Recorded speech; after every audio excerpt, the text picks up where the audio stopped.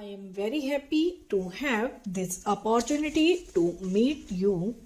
Great responsibility rests on the shoulders of our civil services, particularly the Indian Administrative Service. Ours is a large country characterized by great diversity, great complexity, and the unity and integrity of India has to be the primary concern of all those involved in processes of governance. This does not mean that we should lose sight of the peculiar circumstances in which your respective states may be placed. I think ours is a unique administrative setup. It's a federal setup, and services like the Indian Administrative Service perform that twin combination of concern with local circumstances and at the same time wider concern that these local problems are resolved in a manner which strengthens the bonds of unity and strengthens the nation's integrity.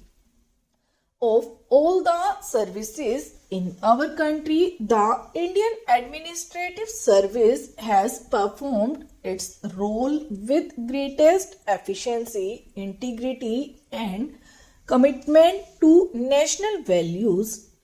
I said that ours is a country of great diversity and great complexity. We have in our country religions, all the great religions represented in our society. We have also large number of groups of people who are underprivileged and who have been discriminated against for centuries, and when the Constitution of India was being drawn up, the founding fathers of our republic took it upon themselves to make up for those centuries of inequity by giving them a privileged position when it comes to admission to civil services are concerned, when it comes to giving them a share in processes of governance through participation in the state legislatures and parliament. It is therefore very essential that our civil servants should be aware of the extreme complexity of managing an entire country of India's diversity. I would therefore urge all of you that though you must specialize in acquiring a deep understanding of the problem faced by your respective states, you must also dwell deep into the whole process of nation building in a country of India's size, India's diversity, and India's complexity. I would also say that we are living in a world where human knowledge is growing at an unprecedented pace. Therefore, your stint at the academy cannot and should not involve an end of the thrust for acquisition of knowledge. I think our training modules suggest that life has to be one of continuous process. Our country has been growing at a handsome rate in the last 15 years ever since the reform program was launched. Our growth rate has averaged above 6 to 6.5%. In the recent years, we have improved upon that performance. Our growth rate is now around 7.5 to 8%, and we can increase this growth rate, and we need that growth because it is only in a rapidly expanding economy that we can find meaningful solutions to the problems of acute poverty deprivation which still characterizes many parts of our country.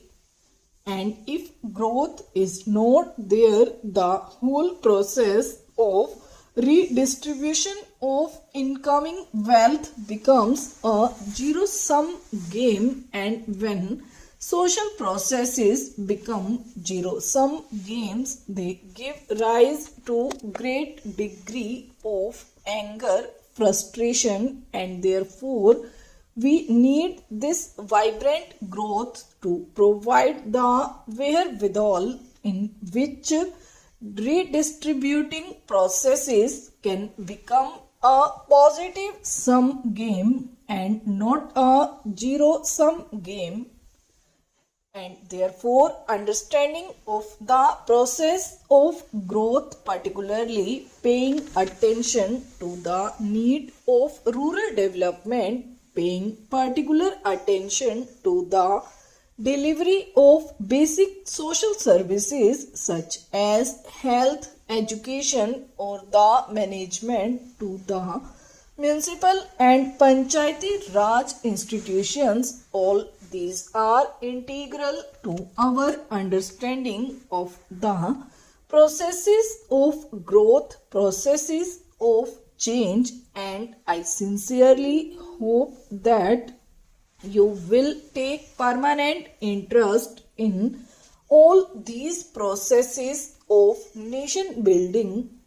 When I took at the civil servants in the British time, there is one thing which strikes me: many of them, although they came to our country from far away distant land, many of them spent lot of time in understanding the sociology and economics of how India's rural dynamic works.